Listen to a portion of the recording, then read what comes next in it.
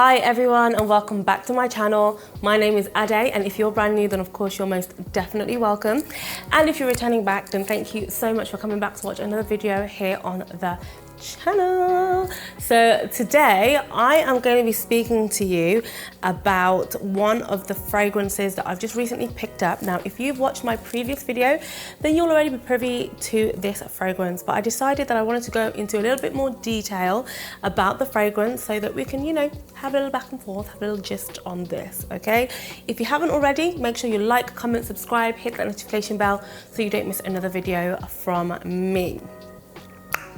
So without further ado, we are now going to speak about this fragrance that I've currently been really enjoying, and this is called Forbidden Sugar by Emir, and this is also a subsidiary of Paris' Corner, okay? So this fragrance, let's start with the, you know, the blatant outside. You know, we're normally used to the black and the gold combo, but you know, today Emir decided to give us black and silver and we're not mad, okay? I'm not mad at it.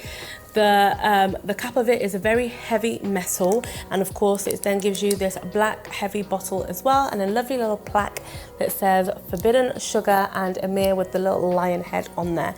We're going to continue. I'm going to tell you a little bit more about Forbidden Sugar, and yeah, let's get it cracking. So first of all, we're going to start off with the notes, okay? So we then have a base note of white musk, orange blossom, raspberry and violet. Then we have a middle note of caramel, vanilla, pear, jasmine and peach. Then we have a top note of marshmallow, honey, okay, cassis, coconut and bergamot, okay? So as you can already tell, the notes are yummy, okay? Notes are cute. And for a scent called Forbidden Sugar, you just know that it's just going to be sweet as pie. Now this fragrance, my goodness, I was not expecting it to smell as good as it actually smells. So on the, this fragrance is literally like a sophisticated but flirty and fun, fruity, but not necessarily floral. It's giving holiday vibes. It's giving fruity, it's giving sweet, it's giving, that honey is so rich and so like Moorish that you will definitely want to continue spraying this.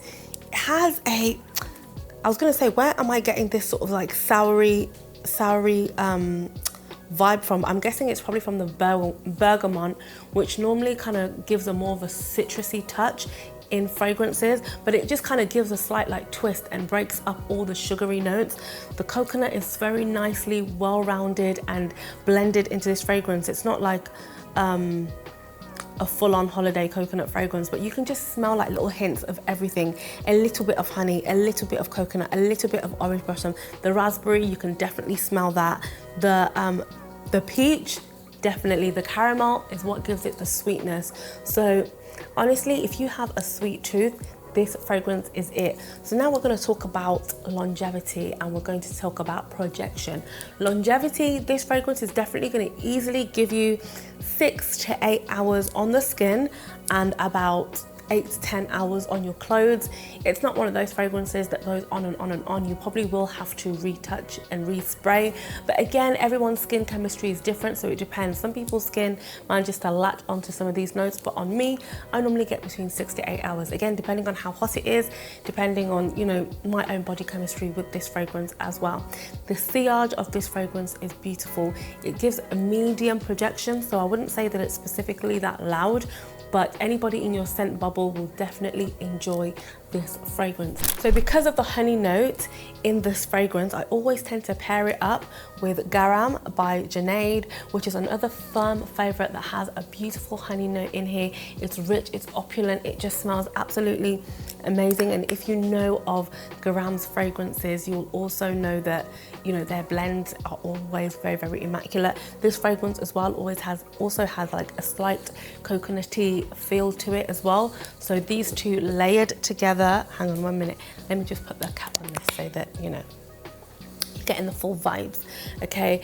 And together they just go really, really well. So this is not a gram fragrance review, so I'm gonna put that to the side, but just to give you an idea of what kind of fragrances goes really well with it if you wanted to layer it up. Where would you wear this fragrance? That's the next part. This fragrance, see, sometimes I feel like I'm literally like the wrong person to ask these kind of questions because I wear them any day, anytime, okay? I don't have any specific place that I don't wear a specific fragrance to, unless maybe it's cost me a little bit more of an arm and a leg, then maybe I might save it, but sometimes even I don't even do that. But still, this fragrance, I would probably say this works beautiful on a date night. If you want to smell sweet, seductive, irresistible, fruity, musky, just a little bit of everything, then you're absolutely going to enjoy this. And another thing that's really, really great about this fragrance, it's so affordable, especially on this side of the world. It is ridiculously affordable, and for what it does and the type of projection that it gives and the vibe of the fragrance overall, listen, just go get it. I can see why it was so popular in like 2021 and why so many people literally ran for this fragrance. It's beautiful. It's a really nice fragrance. There's nothing more that I can say about it. And yeah, I believe that's basically like my thoughts. I think overall, I love this fragrance. I would definitely repurchase it again. This is one of those fragrances, it's an easy reach, it's super affordable, so I feel like I can literally drown myself in it and not feel bad.